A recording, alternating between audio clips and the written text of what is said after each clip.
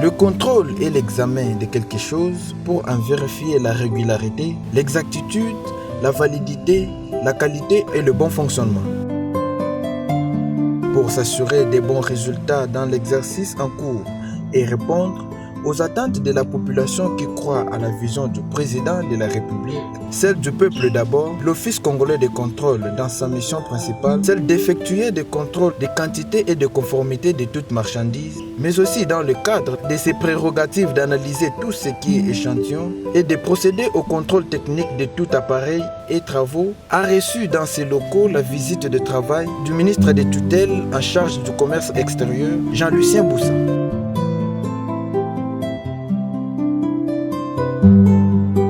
Première étape de cette visite, l'accueil du ministre dans la cour du siège central par le président du conseil d'administration, le directeur général ainsi que d'autres cadres. Deuxième étape, la salle de formation. Dans son mot de circonstance, le directeur général de l'Office congolais de contrôle a présenté à l'hôte du jour les défis auxquels cet établissement public est confronté. Sans chercher à ériger un mur de lamentation loin de Jérusalem, mais simplement animé par le désir d'éclairer davantage les chemins que nous serions appelés à parcourir ensemble si Dieu nous en fait grâce, je voudrais saisir cette excellente opportunité pour exposer sommairement quelques défis majeurs sur la pente de progrès de l'OCC. Il s'agit des défis suivants. 1. Premier défi porteur de défis corollaires, le déploiement continu de l'infrastructure de contrôle de qualité à travers soit le réaménagement, soit la construction de nouveaux laboratoires d'essais physico-chimiques et microbiologiques, des laboratoires d'essais mécano-physiques et des contrôles électrotechniques et des contrôles métrologiques. L'OCC compte déjà à ce jour un réseau de laboratoires performants sur l'ensemble du territoire national. Certains jouissent d'accréditation, autrement dit de la reconnaissance de leurs compétences techniques à l'échelle internationale, tandis que d'autres sont en instance d'accéder au même statut. Il y a besoin d'aller vite et plus loin encore, face notamment aux enjeux de la libéralisation croissante des échanges au niveau régional, continental et international. Ces défis convoquent ainsi non seulement le renforcement du socle des accréditations, mais aussi le renforcement des capacités humaines, techniques et matérielles, l'internationalisation accrue du périmètre opérationnel de l'Office congolais de contrôle, la mise en œuvre des protocoles d'accords de collaboration conclus au niveau régional entre l'OCC et les organismes homologues dans les domaines de la normalisation et de l'évaluation de la conformité. Au plan intérieur, la soustraction au contrôle d'un pas important de la production industrielle locale est incompatible avec les ambitions nationales d'amélioration de la qualité de nos produits et de leur compétitivité à l'exportation, sans négliger l'exigence de protection des consommateurs, tant vis-à-vis des produits importés que de la production locale. Il n'y a pas de raison de nous montrer sévères uniquement vis-à-vis des poisons importés, et non vis-à-vis des produits non conformes et ou des poisons fabriqués localement. Point 2. Deuxième défi. Également porteur d'autres défis. Émergence d'un cadre légal et réglementaire du commerce extérieur plus propice au développement des activités stratégiques de l'OCC. Le temps est sans doute venu de briser un paradoxe qui n'a que trop duré. En effet, comment pouvoir expliquer par exemple que l'OCC est comité membre de l'Organisation internationale de normalisation, ISO. Il est vice-président du conseil d'administration de l'Organisation régionale africaine de normalisation, ARSO ou ORAN. Il est partenaire de la CI, de l'AFSEC et des organismes africains de normalisation. Mais il n'est pas reconnu dans son propre pays comme organisme national de normalisation, soit comme ONN, pour des raisons à notre sens récusables, sinon à tous les moins très discutables, relevant, nous semble-t-il, plus de l'ordre politique ou politicien que des raisons techniques.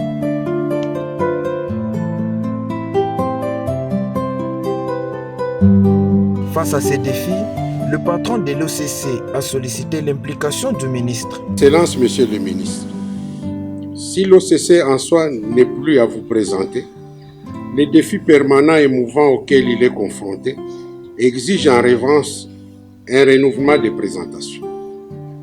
En me livrant de nouveau à cette obligation, au-delà des échanges de bureaux, je consolide ma certitude de pouvoir compter sur votre leadership éclairé dans la quête des solutions appropriées pour le plein épanouissement de l'Office congolais de contrôle et la satisfaction de toutes les parties intéressées. Félicitant à son tour les cadres de l'Office congolais de contrôle pour le travail abattu tout au long de son mandat, le ministre reconduit du gouvernement de l'Union sacrée a quant à lui souligné qu'ensemble, ils ont pu relever plusieurs défis, d'où la promesse de travailler davantage avec l'OCC, l'un des organismes qu'il promet mettre au service de la nation. Avant d'aborder les questions essentielles qui nous préoccupent, féliciter le conseil d'administration de l'OCC, féliciter la direction générale, féliciter le chef de département, tous les agents et cadres de l'OCC qui ont le travail abattu tout au long du précédent mandat à la tête de cette organisation. Vous le savez très bien d'ailleurs. Lorsque j'arrive au commerce extérieur, je trouve l'OCC dans des situations un peu plus difficiles. Continuer à travailler pour que nous les relevions et faire de l'OCC un organisme au service de la nation. Mesdames et messieurs, le gouvernement de la République démocratique du Congo s'est engagé à élever le commerce et l'industrie en facteur majeur du développement économique, et le commerce en particulier comme levier de la croissance économique. Ceci notamment donc par l'amélioration de l'offre commerciale, la conformité des produits et des systèmes de production aux standards internationaux et régionaux, la meilleure assurance de la qualité, la protection des consommateurs et la garantie de plus grande compétitivité des produits congolais à l'exportation. Mesdames et messieurs, pour ce faire, j'entrevois quelques actions à entreprendre avec vous pour relever ces défis. Poursuivre les accréditations des activités de l'Office. Renforcer les capacités techniques des laboratoires et étendre le réseau national des laboratoires OCC sur l'ensemble du territoire national et à tous les postes frontaliers importants. Nous allons investir suffisamment là-dessus. J'engage l'OCC à investir suffisamment là-dessus. Il faut renforcer le contrôle de la production locale afin de rendre compétitifs nos produits dans un monde devenu un village planétaire. Il me semble que le contrôle de la production locale ne dépasse pas 30% à ces jours. Et donc c'est un défi immense et nous devrions relever ensemble. Accompagner les producteurs locaux aux pratiques de fabrication et au respect des exigences techniques. Investir sur les ressources humaines par la formation continue des agents et le renforcement des capacités professionnelles. On ne va pas construire un laboratoire, le moderniser sans un personnel qui est formé à tout moment. Autre étape de cette visite, la direction de marketing de cet établissement public qui a présenté au ministre 3 ouvrages produits par l'OCC qui s'inscrivent dans le cadre des exigences de l'Organisation mondiale du commerce. C'est vrai que nous cheminons avec vous depuis 4 ans, mais chaque opportunité est toujours bonne à prendre pour nous connaître encore davantage, pour dépasser les limites des connaissances antérieures. L'OCC existe depuis 47 ans, Excellence, Monsieur le ministre, mais il est encore une nébuleuse pour beaucoup de parties prenantes. Et notre souhait était que cette opportunité soit saisie pour que vous qui êtes notre première porte-parole à l'extérieur, vous puissiez nous connaître encore davantage. Parce que quelqu'un d'autre disait encore, on ne peut aimer que ce que l'on connaît. L'amour commence par la connaissance. Et à ce titre-là, Excellence, Monsieur le ministre, nous avons souhaité ce jour, avec l'autorisation de Monsieur le Directeur général, vous présenter 3 publications de l'Office. Il y a d'abord ce document intitulé Manuel d'échantillonnage, guide pratique pour les échantillons échantillonneurs de l'OCC et les partenaires clients de l'Office. Avec une introduction de M. le directeur général qui inscrit cette publication dans le cadre des exigences notamment de l'OMC, qui nous invite à la transparence, à la prévisibilité. Il faut que les opérateurs économiques sachent que lorsque nous venons prélever les échantillons, on ne le fait pas au hasard. C'est sur la base des normes. Et nous l'avons décrit dans ce document-là, que nous sommes en train de rééditer. Ça, c'était la première question.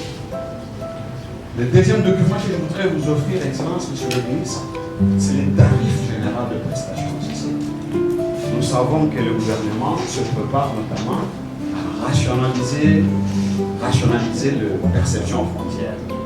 Et souvent, l'OCC est parfois l'objet d'imputations infondées en ce qui concerne ces tarifs.